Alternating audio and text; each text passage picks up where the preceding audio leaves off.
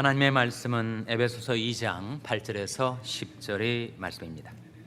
너희가 그 은혜를 인하여 믿음으로 말미암아 구원을 얻었나니 이것이 너희에게서 난 것이 아니요 하나님의 선물이라. 행위에서 난 것이 아니니 이는 누구든지 자랑치 못하게 함이니라. 다 같이 읽으시겠습니다. 우리는 그의 만드신 바라 그리스도 예수 안에서 선한 일을 위하여 지으심을 받은 자니 이른 하나님이 전에 예비하사 우리로 그 가운데서 행하게 하려 하심이니라. 아멘. 할렐루야. 서로에게 평강의 복을 기원하는 마음으로 샬롬 인사 나누시기 바랍니다. 샬롬. 샬롬. 오늘이 종교개혁 501주년을 기념하는 주일입니다. 주 1517년 마르틴 루터에 의해서 시작된 종교개혁, 어느새 500년의 세월이 흘렀습니다. 중세의 암흑시대 1000년이라고 말하죠. 1000년 동안 성령과 말씀을 잃어버리고 제도와 교권으로 사람들을 지배했었던 중세 카톨릭이 부패될 대로 부패되었을 때, 그때 종교개혁가들에 의해서 종교개혁이 이루어져서 개신교가 탄생하게 되었습니다. 얼마나 부패했는지 진리를 잃어버려서 인간이 행위로 구원을 받을 수 있다. 면죄부를 사면 값을 지불해서 우리 영혼이 구원받을 수 있다 라고까지 하는 그런 오류, 그런 비진리를 복음의 진리로 개혁했던 거죠. 세월이 흘러서 오늘날은 개신교가 또한 개혁의 대상이 되어 있습니다. 가톨릭도 개혁되어야 하고 개신교도 개혁되어야 하고 샬롬교회도 개혁되어야 하고 나도 개혁되어야 합니다. 종교개혁가들이 일대 명제는 교회는 개혁되었고 항상 개혁되어야 한다 였습니다. 교회는 개혁되었죠. 그러나 또한 항상 새롭게 개혁되어야 합니다. 그 개혁의 기준이 무엇인가? 개혁의 동력이 무엇인가? 그것이 바로 복음의 진리입니다. 중세 가톨릭이 1000년의 세월을 흐르는 동안에 감춰지고 사라졌었던 복음의 진리 재발견, 그것이 종교개혁을 가능케 했던 거죠. 과연 그 복음의 진리가 무엇인가? 그것이 오늘 본 말씀 에베소 2장 8절에 요약이 되어 나타나 있습니다. 에베소 2장 8절 말씀 같이 읽겠습니다. 시작. 너희가 그 은혜를 인하여 믿음으로 말미암아 구원을 얻었나니 이것이 너희에게서 난 것이 아니요 하나님의 선물이라. 복음의 진리가 무엇인가? 이 말씀 속에 요약된 복음의 진리, 너희가 그 은혜를 인하여 믿음으로 말미암아 구원을 얻었나니. 복음의 진리, 구원의 진리는 무엇인가? 인간이 하나님의 은혜를 믿음으로 받아들일 때 비로소 구원을 받게 되는 것이다 입니다. 등식으로, 이퀘이션으로 이것을 표현할 수가 있어요. 은혜 플러스 믿음 이퀄스 구원이죠. 은혜 플러스 믿음 이퀄스 구원. 은혜는 누구의 은혜인가? 물론 하나님의 은혜죠. 믿음은 누구의 믿음인가? 우리의 믿음입니다. 하나님의 은혜와 우리의 믿음이 만날 때, 베풀어 주시는 하나님의 은혜를 우리가 믿음으로 받아들일 때 우리가 구원을 받게 되는 것입니다. 그래서 이 등식에 무언가 하나가 빠져 있으면 구원은 성립이 되질 않아요. 만일 은혜가 없다면 아무리 내가 믿는다고 해도 나는 구원받지 못합니다. 또 믿음이 없다면 하나님이 이 놀라운 은혜가 우리에게 주어졌음에도 불구하고 내가 믿질 않으면 나는 구원받지 못합니다. 그렇다면 은혜의 내용은 무엇이고 믿음은 무엇을 말하는 것인가? 은혜의 내용은 하나님이 그리스도를 통하여 이루어 놓으신 십자가와 부활의 은혜죠. 독생자의 고귀한 생명을 희생시키시면서까지 인류의 죄를 대속하시려고 자기 아들을 내어주신 하나님의 값없는 사랑, 받을 만한 자격도 가치도 내게 없었거든요. 그런데 하나님께서 거저 값없이 베풀어 주시는 하나님의 사랑이 바로 은혜 아닙니까? 그래서 은혜의 내용은 바로 그리스도를 통한 하나님의 구원 역사, 십자가 부활 사건, 거기에 부어진 하나님의 사랑의 능력, 그것이 바로 은혜입니다. 은혜.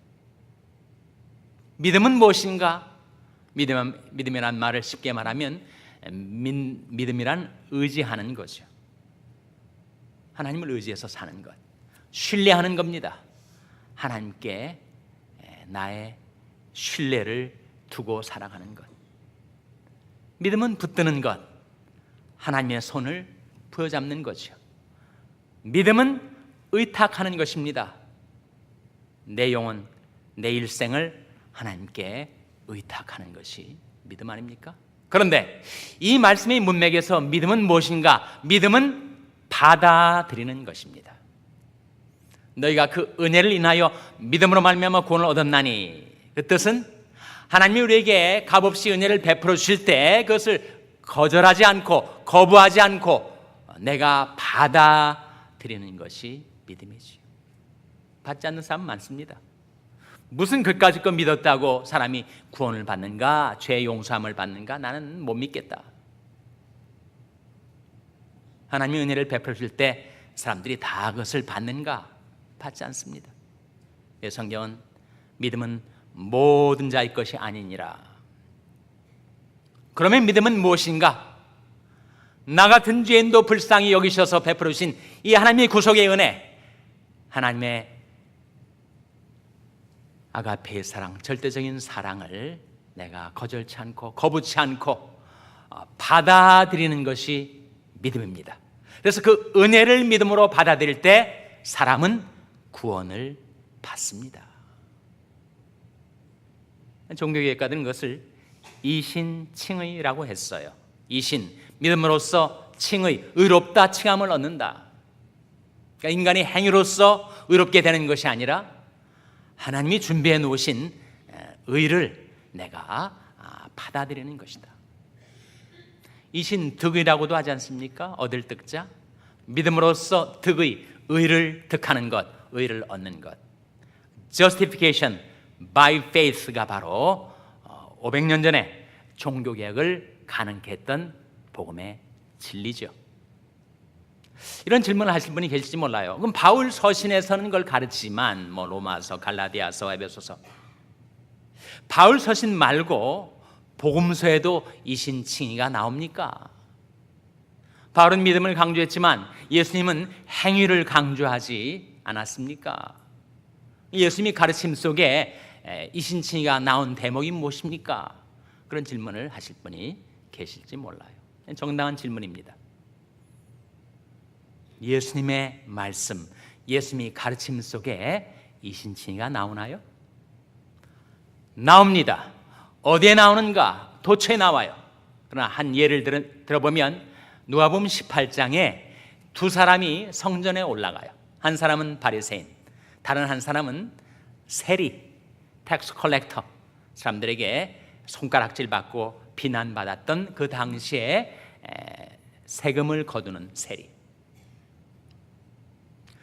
바리새인은 당당하게 그 성전에서 하나님 앞에 서서 이렇게 말합니다. 하나님, 저는 이 세상 사람들과 같지 않음을 감사나이다.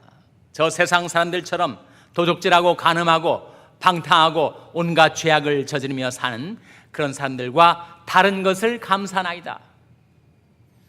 나는 일주일에 이틀 금식을 하고 11조를 드리게 됨을 감사나이다. 나는 이 옆에 기도하는 이 세리와도 같지 아니함을 감사나이다. 그 옆에 있는 세리가 그 얘기 들었으면 얼마나 상처가 되겠어요. 이 바리새인이 정말 EQ가 망가졌는지 이렇게 자기 잘난 척만 하면서 기도를 하고 있습니다. 근데 반면에 세리는 감히 눈을 들어 하늘을 올려다보지도 못하고 자기 가슴을 치며 하나님이 이 죄인을 불쌍히 여기소서 그렇게 기도하였어요.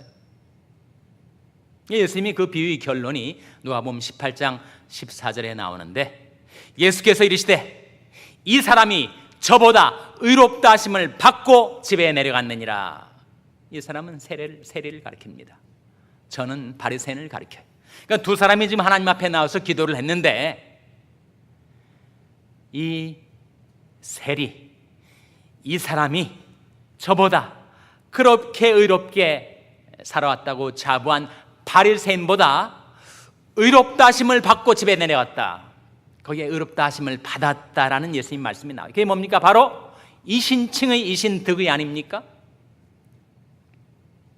의로운 행위 한 것 없지만 나 같은 죄인을 불쌍히 여겨달라고 회개하고 자복하며 기도했던 그 세리가 믿음으로써 의롭다 칭함을 받았다, 의롭다함을 얻었다.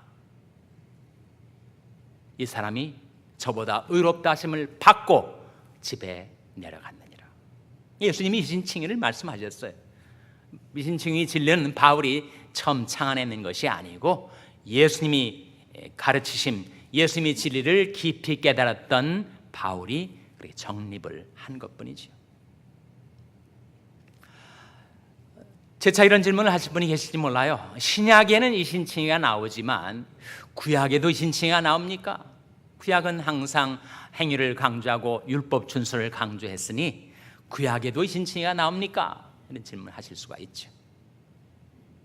당연히 나옵니다. 시편 24편 5절에 보면 저는 여호와께 복을 받고 구원이 하나님께 의를 얻으리니, 그런 말씀이 나와요. 구원이 하나님께 의를 얻는다. 그게 바로 이신득의 아닙니까? 의와 힘은 하나님께만 있는데 그 하나님께 나와서 하나님께로부터 의를 얻는 것, 하나님께로부터 의롭다 여김을 받는 것, 그것이 이신칭이 아니에요? 시편에만 나오는가? 더 구약 성경을 거슬러 올라가서 창세기 15장 6절에 아브라함이 하나님을 믿으니 여호와께서 이것을 그의 의로 여기셨다. 그런 말씀이 나와요.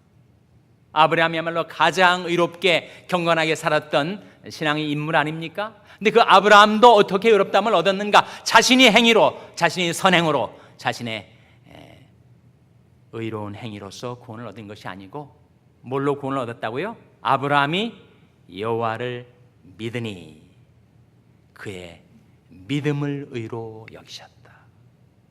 이신, 믿음으로써 칭의, 의롭다 칭함을 받은 거죠. 그렇게 볼 때 이신칭의 진리, justification by faith, 믿음으로써 의롭다함을 얻는다는 이 진리는 창세기부터 요한계시록까지 관통하는 성경의 일대 진리입니다.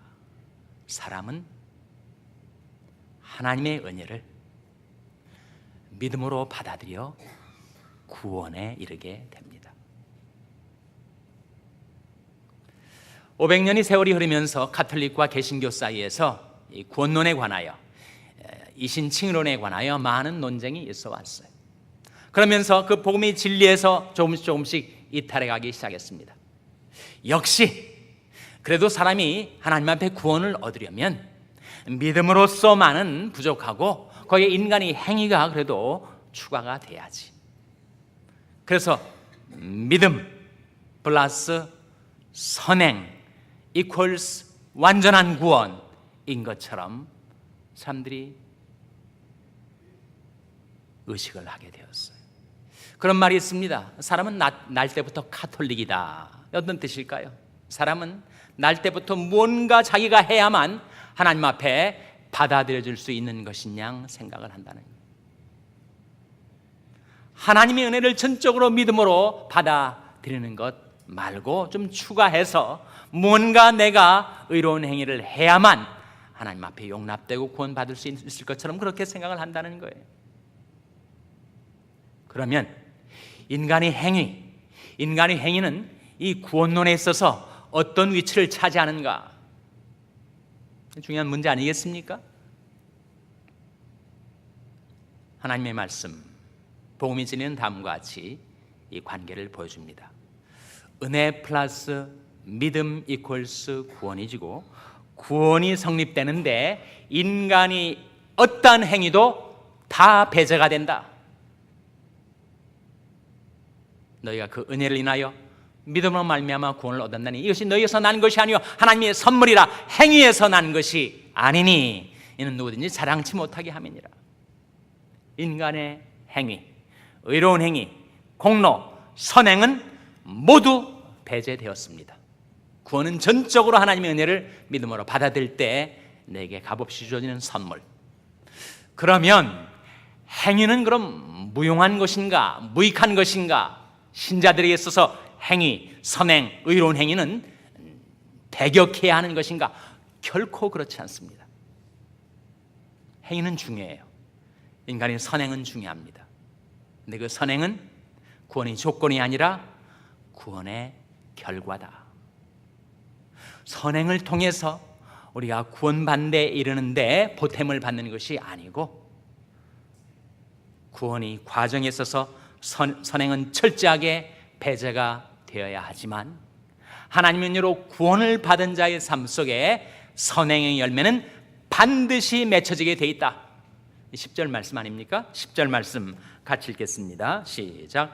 우리는 그의 만드신 바라 그리스도 예수 안에서 선한 일을 위하여 지으심을 받은 자니 이런 하나님이 전에 예비하사 우리로 그 가운데서 행하게 하려 하심이니라. 우리는 그의 만드신 바라. 창조를 언급하지 하는 것이 아닙니다.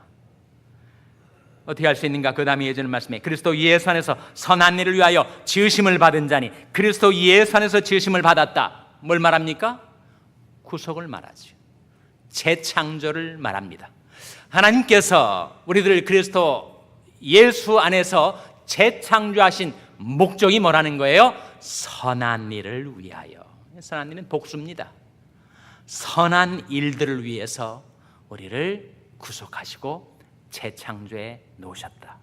이 일은, 이 선한 일들은 하나님이 전에 예비하셔서 우리로 그 가운데서 행하게 하려 하심이니라. 하나님의 은혜로 구원받았다고 하는 사람이 전혀 삶 속에 변화도 없고 선한 열매도 맺혀지지 않으면 정말 믿었는가? 그 믿음을 의심해 보아야 한다는 거예요. 정말 하나님의 구원의 은혜를 받아들였는가? 진정한 믿음, 살아있는 믿음을 갖고 살아가고 있는가? 그렇지 않다면 그 믿음은 그 자체가 죽은 것이라. 야고보서 2장 17절 말씀 아닙니까? 행함이 없는 믿음은 그 자체가 죽은 것이라. 그래서 그 구원의 등식, 복음의 진리를 나타내는 은혜 플러스 믿음 이퀄스 구원이라는 등식에서 인간이 구원을 받는데 인간이 어떠한 선행과 의로운 행위도 배제됩니다. 그러나 그렇게 구원을 받은 자의 삶 속에는 반드시 의로운 행위, 선행, 변화, 개혁의 역사가 일어나게 돼 있다. 그것이 살아있는 믿음의 증거다라고 말씀해 주고 있습니다. 그래서 예수 그리스도께서 이 세상에 오셨을 때 예수님이 전생애를 한 구절 속에 요약하는 말씀이 사도행전 10장 38절 말씀인데, 하나님이 나사렛 예수에게 성령과 능력을 기름 붓듯 하셨음에 저가 두루 다니시며 착한 일을 행하시고 마귀에 들린 모든 자를 고치셨으니 이는 하나님이 함께 하셨습니다. 예수님이 두루 다니며 무슨 일을 행하셨다고요? 착한 일을 행하셨어요. 예수님이 두루 다니시면서 하나님의 은혜, 하나님의 능력을 힘입어서 성령의 능력으로 착한 일을 행하시고 마귀에 눌린 모든 자들을 고쳐주셨습니다. 우리가 그리스도의 몸된 교회 아닙니까? 교회는 머리 대신 그리스도, 목자 대신 주님을 따르는 것인데, 우리가 주님을 따르면서 우리 삶 속에 일어난 변화가 무엇인가? 우리도 두루 다니며 착한 일을 행하는 것, 그것이 내가 하나님의 은혜로 구원받았다는 증거가 된다는 거예요.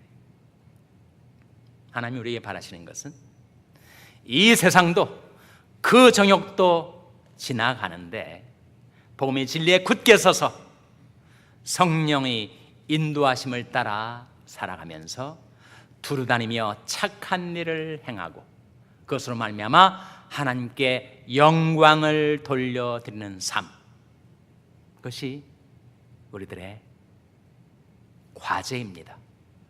너는 유혹의 욕심을 따라 썩어져가는 구습을 쫓는 옛사람을 벗어버리고 오직 심령으로 새롭게 되어 하나님을 따라 의와 진리 거룩함으로 지심을 받은 새 사람을 입으라.